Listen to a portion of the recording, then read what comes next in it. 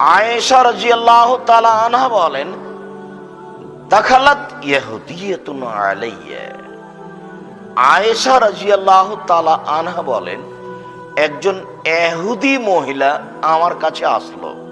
ফাযাকারাত আযাবাল কবরে, সে কবরের শাস্তির কথা বলল। সে বলল, আযাকিল্লাহ, আমি তোমার জন্য আল্লাহর কাছে আশ্রয় চাইব। বুখারী মুসলিমের হাদিসে এই পর্যন্ত এসেছে, ফাসালাত আয়েশা তো রাসূলুল্লাহ সাল্লাল্লাহু আলাইহি সাল্লাম আযাবাল কবরে। তখন আয়েশা রাদিয়াল্লাহু তাআলা আনহা আল্লাহর নবীকে বললেন কবরের শাস্তি সম্পর্কে। আয়েশা রাদিয়াল্লাহু তাআলা আনহার সেই দিন পর্যন্ত কবরের শাস্তির ব্যাপারে জানা ছিল না। তখন আল্লাহ রাসূল উত্তরে বললেন, নাম আযাবুল কবরে হক, হ্যাঁ সত্য, কবরের শাস্তি সত্য। বুখারী মুসলিমের বর্ণনা এভাবে এসেছে। এই হাদিসটা যখন আহমদ গ্রন্থে এসেছে তখন এভাবে এসেছে, একজন ইহুদি মহিলা এসে আয়েশা রাদিয়াল্লাহু তাআলা আনহাকে বললেন, আতইমতুমুনি, তোমরা আমাকে খেতে দাও। আযাকুমুল্লাহ আযাবাল কবরে ও মিন আযাবিল কবরে, আল্লাহ তোমাদেরকে কবরের শাস্তি থেকে রক্ষা করবে, তোমরা আমাকে খেতে দাও। জি, মানুষকে দান করলে কবরের শাস্তি বন্ধ হবে, এ কথা মুহাম্মদ সাল্লাল্লাহু আলাইহি ওয়াসাল্লাম বলেছেন। আপনি আপনার মায়ের জন্য, বাপের জন্য, দাদার জন্য কবরে আছে তারা, তার নামে দান করেন। দান খুব পাওয়ারফুল, শক্তিশালী ইবাদত, কবরের শাস্তি বন্ধ হয়ে যাবে। তো মহিলা, ইহুদি মহিলা আমাদের নবী করিম সাল্লাল্লাহু আলাইহি সাল্লামের স্ত্রী আমাদের মা আয়েশা রাদিয়াল্লাহু তাআলা আনহাকে বলেন, আপনি আমাকে খেতে দেন, আল্লাহ আপনাকে কবরের শাস্তি থেকে বাঁচাবে। বলার সাথে সাথে আয়েশা রাদিয়াল্লাহু তাআলা তাকে আটকে দিলেন, এখানে থাকো, কোথাও যেতে পাবে না, যতক্ষণ পর্যন্ত আল্লাহর নবী বাড়িতে না আসবে আমি কবরের শাস্তির কথা জিজ্ঞাসা না করব, ততক্ষণ পর্যন্ত আমি তোমাকে ছেড়ে দেব না। আপনি তো মানে কি বলি আপনাকে, এমন সাধারণ বাঙালি আপনি যে আপনার সামনে হুজুর যে কোনো মিথ্যা কথা বলুক না কেন আপনি খালি বলবেন সুবহানাল্লাহ। দেখেন, খালি ধর্মের নামে একটা কথা বলেছেন যে আপনি আমাকে খেতে দেন, কবরের শাস্তি থেকে আল্লাহ বাঁচাবেন। তখন কবরের শাস্তির কথাটা আয়েশা কোনোদিন শোনেননি। তখন আয়েশা রাদিয়াল্লাহু তাআলা, আশ্চর্য, অবাক কথা, কবরের শাস্তি মানে বলো কি, তুমি ধর্মের নামে কবরের শাস্তি বলো মানে? থামো, তুমি এখানে থাকো, কোথাও তুমি যেতে পাবে না। আটকে দিলেন তাকে, খাওয়া দাওয়া দিলেন কিনা তা বোঝা গেল না, তবে কোনো বাড়ি যেতে দিলেন না। আল্লাহ নবী বাড়িতে আসলেন, তখন আসতে তিনি বলছেন, ইহুদি মহিলা বলছে। কি বলছে ইহুদি মহিলা? ইহুদি মহিলা বলছে যে কবরের শাস্তি হবে, আমাকে খেতে দেন, তাহলে আল্লাহ আপনাকে কবরের শাস্তি থেকে বাঁচাবে আর দাজ্জালের বিপদ থেকে বাঁচাবে। তখন রাসূল সাল্লাল্লাহু আলাইহি সাল্লাম বললেন, ইহুদি মহিলা ঠিক বলেছে, কবরের শাস্তি সত্য, ফাকামা। এই কথা বলে আল্লাহ রাসূল দাঁড়িয়ে গেলেন, ফারাফা ইয়াদাইহি, তিনি তার দুই হাত উঠিয়ে কবরের শাস্তি থেকে প্রার্থনা করতে লাগলেন, ওয়াস্তাঈযু বিল্লাহি মিন ফিতনাতে মাসিহিদ দাজ্জাল ওয়া মিন ফিতনাতি আযাবিল কবর। তিনি এই কথা বারবার বলতে লাগলেন, হাত দাঁড়িয়ে, হাত তুলে দোয়া করে, আল্লাহ তুমি দাজ্জালের ফিতনা থেকে বাঁচাও, আল্লাহ তুমি কবরের বিপদ ফিতনা থেকে বাঁচাও, কবরের শাস্তি থেকে বাঁচাও। দীর্ঘ সময় ধরে তিনি হাত তুলে দোয়া করলেন। এদেশে একটা বই পাওয়া যায়, মরণ একদিন আসবে, নাম শুনেছেন কি? আমাকে কিনতে বলছেন নাকি? তো আপনি বলেন যে ওই বই আমি পড়েছি, ওই বইয়ে এই হাদিস আছে, তাহলে তো আমাকে কিনতে বলছেন। কেউ তো বলেন না যে আমি পড়েছি এই হাদিস ওখানে আছে। দেখবেন ওই হাদিস এখানে আছে। কবরের শাস্তিকে হিসাব করে হাত তুলে দোয়া করেছেন কিনা কোনোদিন? করবেন।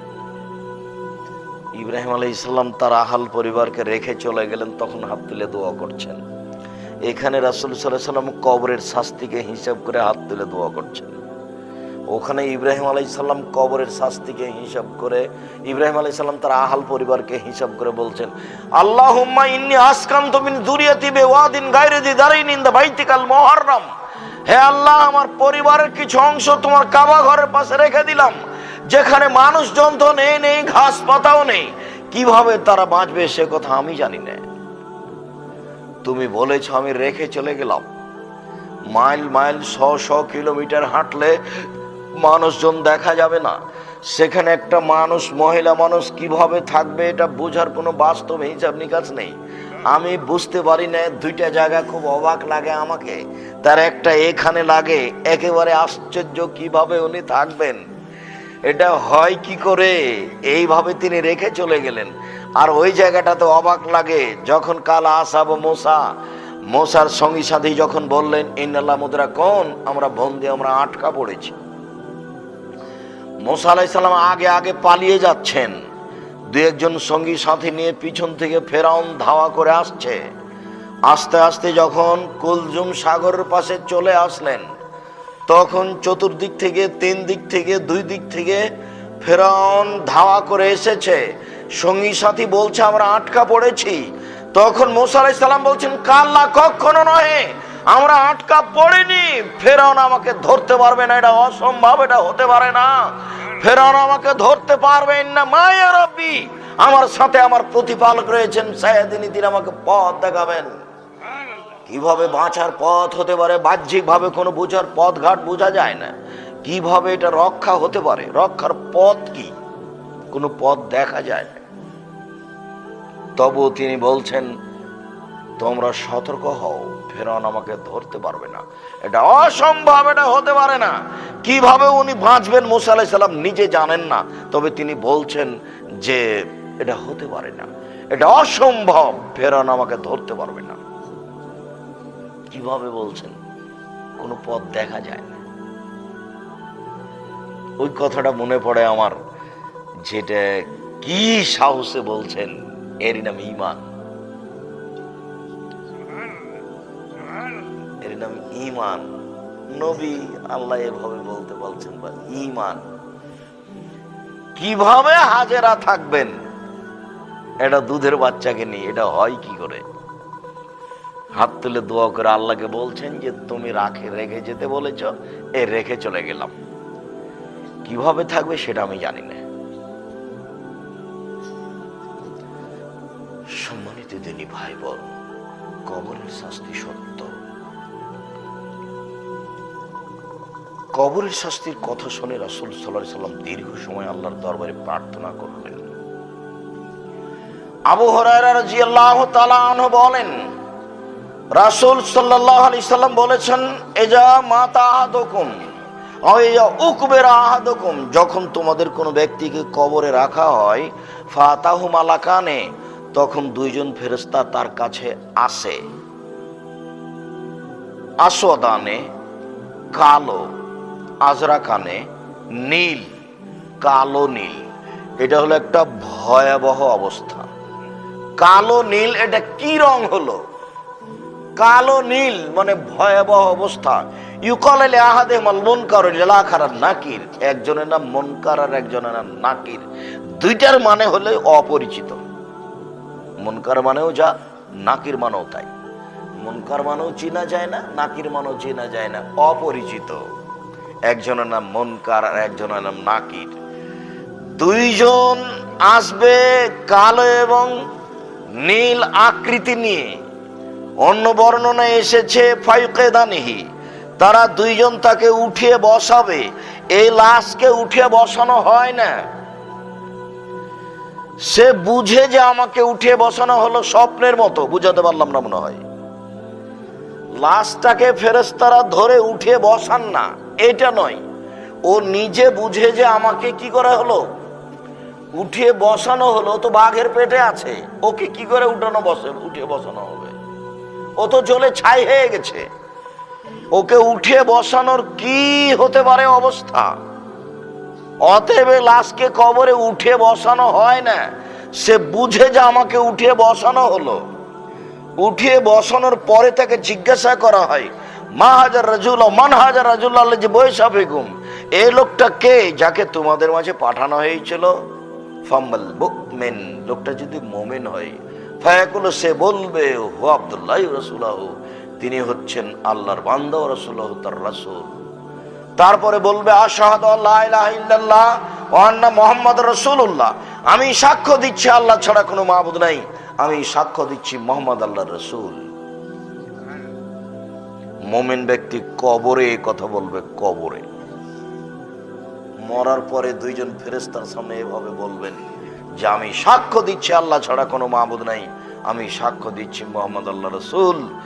তখন তারা দুইজন বলবেন নাম কাদ কুন্না তাকুলু যালিকা, নাম কুন্না না'লামু আন তাকুলু যালিকা, আমরা জানি যে তুমি এই কথাই বলবে। হ্যাঁ, আমরা জানি যে তুমি এই কথাই বলবে, আমরা এটা জানি। এরপরে দুইজন মিলে, এরপরে আল্লাহ রাসূল বলছেন ফায়ুফসালাহু কবরুহু সাবুনা জিরান ফি সাবিনা, এরপরে তার কবরকে প্রশস্ত করা হবে 70 গজ, মানে অনেক অনেক অনেক বেশি। অন্য হাদিসে এসেছে মাদ্দা বাসারিহি, তার চোখের পাওয়ার যত দূর পর্যন্ত যাবে তার কবর তত প্রশস্ত হবে, মানে সে তখন বুঝবে যে আমি কোনো ঘেরা জায়গাতে নেই। চোখ যত দূর পর্যন্ত দেখতে পাবে, তার মানে কি, সে এখন বুঝবে না যে আমি কোনো অন্তরালের মধ্যে আছি, আড়ের মধ্যে আছি। কথা মনে হয় আমি বুঝাতে পারলাম না। অতএব আমি কোনো অন্তরাল আড়ের মধ্যে নেই, আমি কোনো ঘেরা জায়গাতে নেই, সে এটা বুঝবে। এরপর আল্লাহ রাসূল বলছেন ইউনাওয়ারু লাহু কবরহু, তার কবরকে প্রশস্ত করে দেওয়া হবে। অন্য জায়গায় অন্য বর্ণনায় এসেছে জিজ্ঞাসা করা হবে মান রব্বুকা, তোমার প্রতিপালককে? তখন উত্তরে বলে রব্বি আল্লাহ, আমার প্রতিপালক আল্লাহ। জিজ্ঞাসা করা হবে মা দীনুক, তোমার দিন কি? তখন সে বলবে আমার দিন হচ্ছে ইসলাম। তারপরে জিজ্ঞাসা করা হবে ইনি কে, যাকে পাঠানো হয়েছে? তখন তিনি বলবেন তিনি হচ্ছেন মুহাম্মদ সাল্লাল্লাহু আলাইহি সাল্লাম। তখন তাকে বলা হবে যে আপনি এটা কিভাবে জানলেন? তখন উত্তরে বলবে কারাতু কিতাবাল্লাহ, আমি আল্লাহর কিতাব পড়ে এটা বুঝেছি। তখন আল্লাহ তাআলা উপর থেকে বলবে আনসাদাকা আবদি, আমার বান্দা সত্য বলেছে। এই ফেরেশতারা শোনো, আমার বান্দা সত্য বলেছে। ফাফরিসুহু মিনাল জান্নাহ ওয়া আলবিসুহু মিনাল জান্নাহ, তোমরা জান্নাতের বিছানা বিছিয়ে দাও, তাকে জান্নাতের পোশাক তাকে পরিয়ে দাও, এবং জান্নাত থেকে একটা সুগন্ধি তার থাকার জায়গায় স্থানে চালু করে দাও।